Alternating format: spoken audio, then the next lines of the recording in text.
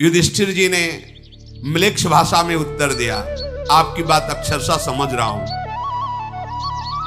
विदुर जी ने दाहिने करके उनको आशीर्वाद दिया, जाओ। भीष्म जी भी और नगरवासी भी लौट आए। कुंती जी साथ में थी, उन्होंने कहा बेटा मैं समझ नहीं पाई विदुर जी क्या बोले, तुमने कहा अच्छा मैं समझ गया, तो ये भाषा क्या थी? तो उनका ये गुप्त भाषा है। विदुर जी ने मुझे संकेत किया है कि तुम जिस महल में रखे जाओगे वो प्रज्वलित अग्नि को बढ़ाने वाले पदार्थों से बना और तुम्हें मारने का प्लान है। यदि तुम पांचों भाई एक मत रहोगे और धैर्यवान रहोगे और सुरंग की व्यवस्था कर लोगे तो तुम वहां से बच जाओगे। पांडवों का शुभागमन वारणावत वासियों ने जब सुना, सब लोग नगर के बाहर आकर के अगवानी की। देवमूर्ति पांचों पांडव सबने आशीर्वाद दिया जो बड़े बूढ़े थे, और नगर के महल में उनको रखा गया। पुरोचन जो दुष्ट स्वभाव वाला दुर्योधन का निज जन था, मंत्री था, आकर के प्रणाम किया और खूब ऐसी प्रेम भरी बातें व्यवस्था की। खाने पीने की उत्तम व्यवस्था, सुंदर शैया आदि। 10 दिन तक रहने के बाद पुरोचन ने कहा कि महाराज आप हस्तिनापुर के युवराज हैं, नगर के महल में शोभा नहीं देता, आपके लिए नगर के बाहर एक महल तैयार किया है, बहुत रुपया लगा के, महाराज आप कृपा करें उस महल में पधारें। वो शिव भवन है, आपके लिए मंगल भवन है। पुरोचन की बात सुनकर युधिष्ठिर ने अपने भाइयों पर दृष्टि डाली कि नंबर आ रहा है आग लगाने का इसका, या वहां ले जाएगा मारेगा, पर बिल्कुल पता नहीं चलना चाहिए। बहुत मुस्कुराते, हाँ हाँ हम भी देखना चाहते हैं। धर्मात्माओं में श्रेष्ठ युधिष्ठिर गए, पूरे महल को देखो। अब महल को ऐसे कुटिया थोड़ी बनी थी, किलोमीटरों में महल का निर्माण था। भीमसेन, इतना भयंकर भड़कने वाली अग्नि की वस्तुएं तो मैंने देखी नहीं जितना महल बना है। भीमसेन इस 4 दीवारी में केवल आग ही आग लगने वाली वस्तुएं भरी, ऊपर से केवल रत्न हैं। ये अग्नि प्रज्वलित करने वाले पदार्थों से कारीगरों ने सन, राल, मूंज, बाल, बांस और घी, चर्बी इससे बनाया है। पूरा महल इससे बना हुआ है। भीमसेन ने कहा भैया दबने की क्या बात, हुकुम करो, 1 मिनट में इस पुरोचन को पलटा देते हैं, आग लगा देते हैं पूरे महल में पहले ही। क्या ऐसे पशुओं की तरह डरना? नहीं नहीं आप नहीं समझ रहे हो, हम ये कर सकते हैं, पर तुम समझो उसका ये प्लान है, और अगर हमने इस प्लान को जरा भी बाहर किया तो वो दूसरा ऐसा प्लान बनाएगा जो हमारी समझ में ही नहीं आएगा, हमें मरवा देगा। वो इस समय जब मारने पर लगा हुआ तो मुझे गुप्त रूप से ये साबित करना है कि मैं मर गया और मुझे इसी में रहना है। अगर हमारे बचने का कोई और उपाय होता तो विदुर जी बता देते, जैसा विदुर जी ने कहा वैसा ही मुझे करना चाहिए। हम लोगों की चेष्टाएं बिल्कुल नहीं होनी चाहिए कि ये पुरोचन जान जाए कि हम जान गए हैं। पूरी सावधानी के साथ अब इसी में रहना होगा। हमारी किसी भी चेष्टा से इसको समझ में नहीं आना चाहिए कि मैं इस बात को जान गया हूं कि महल ऐसा भड़काऊ अग्नि बढ़ाने वाले से बना हुआ है। हम जलने के डर से अगर भागेंगे तो आक्रमण करवा के मारने की कौन सी चेष्टा करेगा मुझे पता ही नहीं चलेगा। अभी तो पता चल गया तो हम बचने का उपाय कर सकते हैं। अर्जुन से कहा तुम्हारी एक ही यहाँ की दिनचर्या, हर समय पुरोचन पर दृष्टि रखना और वो जान न पावे, वो आग न लगाने पावे। इसके बीच में कोई ना कोई उपाय तो हम लोग करते हैं। ऐसा सोच ही रहे थे, महल में प्रवेश किया कि कुछ आदमी लिए हुए एक आदमी आया और पुरोचन से कहा मैं हस्तिनापुर से आया हूं और मुझे महल की सफाई करने का आदेश दिया गया है। हाँ ठीक है जाइए अंदर। अंदर गए और युधिष्ठिर से कहा मैं विदुर जी के द्वारा भेजा हुआ हूं और हम इतने सुरंग बनाने में प्रवीण कि कम समय में बहुत लंबी सुरंग तैयार कर देते हैं। पर तुम्हें विश्वास दिलाने के लिए मैं बताता हूं, उन्होंने म्लेच्छ भाषा में आपसे कहा था कि एक ऐसा अस्त्र है जो लोहे का नहीं है पर वो सबको भस्म कर सकता है। वो मकाम। ये मैं इसलिए बता रहा हूं कि मैं विदुर जी का ही आदमी हूं, कोई छल कपट नहीं, विश्वास कीजिए मेरे पर। युधिष्ठिर जी ने कहा मैं समझ गया। विदुर जी ने जो आपको उपदेश किया था कि एक बिल तैयार होना चाहिए, उसी के लिए मैं आया हूं। युधिष्ठिर जी ने कहा सौम्य तुम्हें ज्यादा बताने की जरूरत नहीं, मैं पहचानता भी हूं कि आप विदुर जी से मिलते थे, आप उनके गुप्तचर हैं, मुझे पता भी है। उसने कहा बस इस महल के अंदर कोई आने न पावे, पुरोचन भी आने की चेष्टा करे तो वहीं रोक दिया जाए, और अगर कहीं ऐसा हो कि कोई आ रहा तो मुझे संकेत कर दिया जाए। मैं ऐसी स्थिति रखूंगा, एक लकड़ी का ऐसा तख्त बनवाया था जो वहीं तत्काल रख करके आसन उस पर लगा हुआ था, और उस तख्त में नीचे ऐसे कपड़ा डाल के कि सुरंग जहां से बनी कोई देख लो, महाराज युधिष्ठिर उस पर बैठ जाएंगे जब तक खोदेगी। पर भगवत कृपा से कोई बाधा ही नहीं आई, बहुत जल्दी सुरंग का निर्माण तैयार हो गया गंगा जी तक जाने का, और उसके ऊपर एक काठ की ऐसी लेवल और उसके ऊपर मिट्टी, जैसे किसको पता ही नहीं है कि यहां सुरंग बनी। कुछ ही दिनों में सुरंग तैयार हो गई। उस भवन के ठीक बीचों बीच सुरंग निकाली गई, भूमि की समान तह पर उसको पाट दिया गया।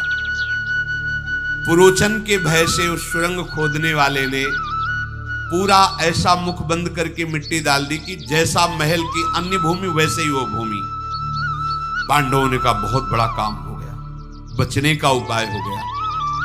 भीमसेन ने कहा कि वो आग लगावे इसके पहले हम लगा दें तो कैसा रहेगा, वो भी जाए, वो भी तो मजा चखे, महल निर्माण किया है। तो उस दिन क्या था कि कुंती जी ने ब्राह्मणों को और भूखों को भोजन पवाने के लिए निमंत्रण दिया था। तो एक भीलनी भी आई थी जिसके 5 लड़के थे। ये पुरोचन हम पर विश्वास कर रहा है और विश्वास दिला के धोखा देगा, इसलिए भैया बढ़िया बात बन गई। अब वो जो भीलनियां आई थी वो जंगल से शराब लेके आई थी, तो उस भीलनी ने भी शराब पिया, उसके पुत्रों ने पिया, खूब खीर पुआ पाया और वहीं महल में सो गए। ब्राह्मण लोग पाके चले गए, पुरोचन आराम कर रहा था। भीमसेन ने गदा उठाई, एक गदा मारी तो जो सुरंग का दरवाजा था टूट गया, निकलो बाहर। और वहीं से आग लगाई जहां पुरोचन सो रहा था। पूरा महल वो इतना प्रज्वलित है, एक जगह छुआती पूरा महल बम से, जैसे बम फूटता है ऐसे पूरा महल आग आग हो गया। रात भर आग जलती रही, इतना उसमें सामान था। अब तो वारणावत में हाहाकार मच गया, ये क्या हुआ। महल में अचानक आग लग गई, सब लोग पांडव भस्म हो गए, बड़ा आर्त भाव। अब भगवान की देखो लीला की, 5 पांडव मर गए और कुंती भी मर गए, इसके प्रमाण के लिए भीलनी उसके 5 पुत्र वहीं जल गए। चारों ओर आग ही आग। पूर्वासी जन दीन ताले हाय हाय करके सब घेरे हुए हैं आसपास। ये पुरोचन जरूर पापी इसी में लगा रहा कि पांडवों का विनाश कैसे। धिक्कार है धृतराष्ट्र की बुद्धि को, धिक्कार है दुर्योधन की बुद्धि को। ऐसा पूरी रात खड़े रहे, जब दिन हुआ तब वहां जांच शुरू हुई। लोग ऐसे, वो जो सुरंग बनाने वाला था बड़ा प्रवीण था, प्रथम गेट से लोग देख रहे हैं कौन जला, वो भाग के वहीं गया जहां सुरंग थी, और सारी आग सब भर के कि सुरंग का नामो निशान न रहे, अपने आदमियों के साथ, और फिर आकर उनके बीच में सम्मिलित हो गया। इधर भय से युक्त तो पांडव हैं, सुरंग से जा रहे हैं, और लंबी सुरंग। जब बाहर निकले सुरंग से तो थक गए, क्योंकि भय भी था और हृदय कि अब ये जब हमारे विनाश के लिए कौरव पक्ष लग गया तो कहां तक हम बचेंगे। कुंती जी बैठ गए, मेरे से चला नहीं जाता, राजमाता है।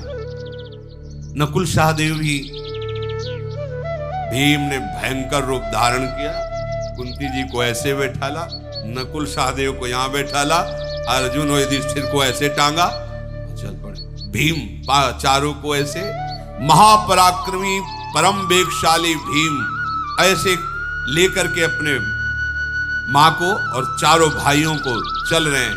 रास्ते में जो मतलब यहां से रास्ता नहीं, पहाड़ है, एक लात मारते वहां से गली बन जाती है। कोई वृक्ष सामने आता जरा से धक्का में गिरा देते, वायु वेग से। पवन पुत्र है भीम, तो वो रास्ता बनाना नहीं पड़ता, जिधर से चलते रास्ता बनता चला जाता। तेजस्वी वायु की गति के समान अपने पैरों के ठोकर से पृथ्वी को विदीर्ण करते हुए आगे बढ़ रहे थे। परम ज्ञानी विदुर जी ने पहले ही नौका लगा रखी थी गंगा जी के किनारे।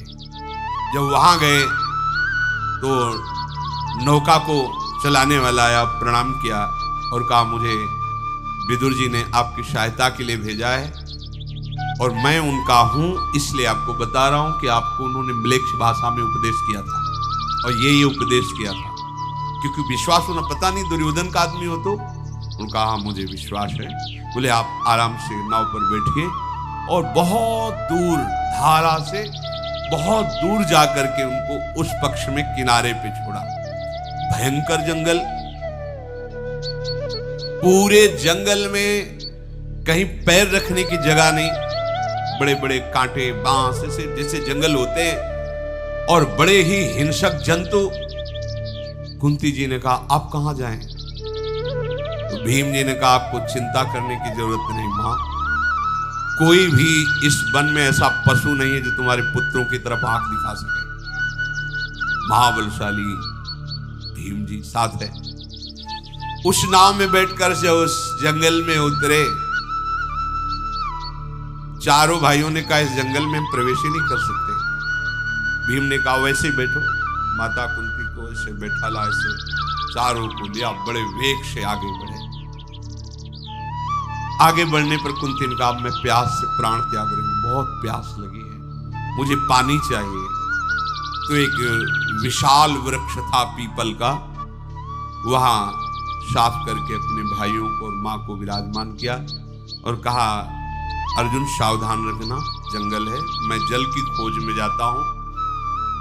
एकांत में उनको विराजमान करके और जल की खोज में गए तो सारस की आवाज आ रही थी। सोचा ये पक्षी वहीं रहते हैं जहां आसपास जल होता है। वहां समीप गए तो बड़ा निर्मल सरोवर था, जल पिया। अब ले किस में जाए? तो अपना ऊपरी चद्दर, अब भीम का चद्दर तो भारी चद्दर हो, उसको गीला किया, क्योंकि चद्दर में पानी थोड़ी रुकेगा। उसको गीला किया तो कम से कम अंजुली अंजुली पीने को मिल जाएगा। कैसी विपत्तियां आती हैं धर्मात्माओं के ऊपर। जरा सी विपत्ति में हम धर्म छोड़ देते हैं। इन महापुरुषों ने कैसे भयंकर कष्ट सहते हुए धर्म का, सत्य का त्याग नहीं किया। जब वहां गए तो वहां सब शिथिल होकर सो रहे थे। तो सोचा कि जगाना तो ठीक नहीं है, पर मुझे जगना आवश्यक है। वो जग ही रहे थे कि एक विशाल काय दैत्य बट वृक्ष में रहता था। उसकी गंध में मनुष्य की गंध आई। जैसे पका तरबूज खरबूजा होता है ना तो सुगंध आती है ना, ऐसे उनको अपने खून की गंध आती है। उसने अपनी बहन से कहा कि आज तो बढ़िया समझो भंडारा है हमारे लिए, ये आए हैं बड़े वीर हैं, जाओ इनको लाओ मार के, आज हम लोग खाएंगे। इधर भीष्म जी, विदुर जी और सब बड़े बड़े कुरुवंशी बहुत उदास हो गए कि पांडव मारे गए। धृतराष्ट्र भी जलांजलि देने के लिए आए, दुर्योधन आदि भी आए। दुर्योधन कर्ण शकुनी सब मुस्कुरा रहे हैं, जलांजलि। भीष्म जी के आंसू चल रहे हैं। भीष्म जी बार बार कह रहे हैं कि ऐसा कैसे हो सकता है? जो धर्म का पालन करने वाला है उसका नाश कैसे हो सकता है? मेरी ये समझ में नहीं आ रहा कि धर्मात्मा पुरुष का नाश कैसे हो सकता है? कैसे हो सकता है? बार बार रो रहे हैं, कैसे हो सकता है? ऐसा कैसे? ऐसा कैसे मृत्यु हो सकती है? ऐसी मृत्यु इन महापुरुषों की कैसे हो सकती है? पर वो जलांजलि दे विदुर जी ने देखा कि भीष्म जी तो बहुत विकल हो रहे हैं। पांडवों को नष्ट कर दे ऐसी काल में ताकत अभी नहीं है। लाक्षागृह में भस्म हो सके ऐसा भाग्य नहीं है पांडवों का। कैसे? विदुर जी नजदीक गए जलांजलि के बहाने और भीष्म जी से कहा आप जलांजलि मत दीजिए, पांडव मरे हुए नहीं। मैंने पहले से सुरंग की व्यवस्था की थी, और वो नाव के द्वारा सुरक्षित जंगल में पहुंचा दिए गए हैं। अब वो अव्यक्त रूप से कहाँ घूम रहे हैं, पर वो सुरक्षित हैं। आप जलांजलि मत दीजिए, पांडव सुरक्षित। शेष चर्चा श्री राधा वल्लभ लाल।